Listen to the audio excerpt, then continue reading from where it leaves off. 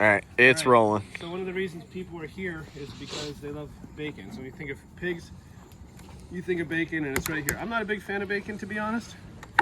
Or maybe I just say that because this is where we make our money. Selling bacon is the majority of the money we make on this pig is on the bacon. So I got a not so clean piece here. So let's look on this side. Come on this side, you can see. We'll look at where the bacon comes from. This is a piece of pork shoulder here. Beatrice thinks that she's part of this deal.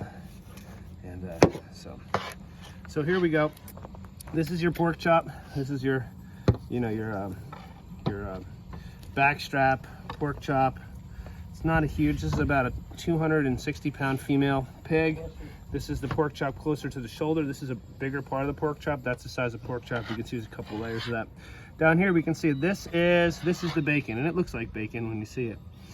And we're gonna try to get as much bacon as we can out of it, so we have this big fat chunk. When I pull this off, you'll know it's bacon. Now we leave the skin on it because when I smoke it, I put the skin down and it kind of protects it from the grate. So to be honest, like, we use this really nice knife here to try to keep, oh, and you know, sometimes I'll use the top for bacon and then you keep the rib meat on because people like more ribs.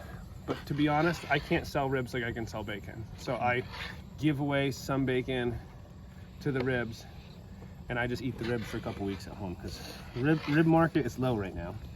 So I take this really nice sharp knife and try to stay as close to the loin without cutting it as possible. And I'll look on this side. I kind of figure out where the spot is. I do one long cut, and I will lose some stuff. Hopefully not a finger. I will. Ooh, did that come out where I wanted it? Yep, that did. I will lose some bacon on this. I go until I hit the bone, and then I'm gonna just lay it down.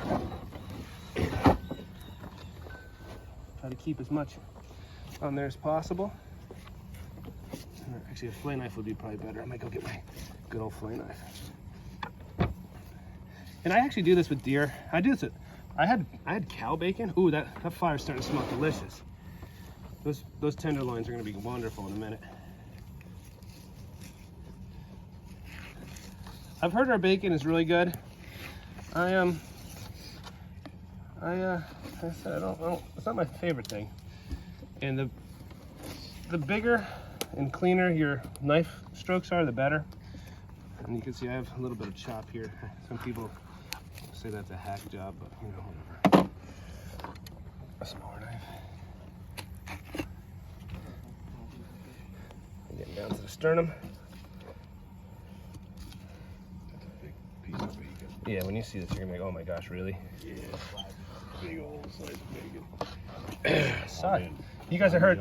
You've had to turn Masai to bacon, right? I didn't get this big bite. Not bacon.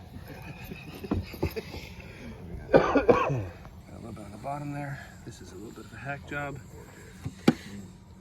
We're gonna have a little bit on the ribs, which is okay. I'll end up cleaning that up a bit. And that is your, as they say, a side of bacon. Oh my god. Man. I'll move this over here. Now, I don't know what this weighs. I'd like to weigh it. I'm gonna give it a guesstimate.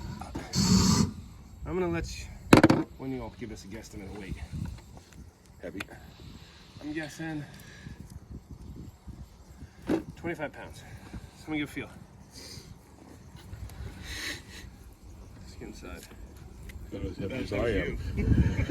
Yeah. 28 maybe? 28, he says. All right. Okay, so we're gonna clean this up a little bit, but that's your side of bacon. You guys probably recognize.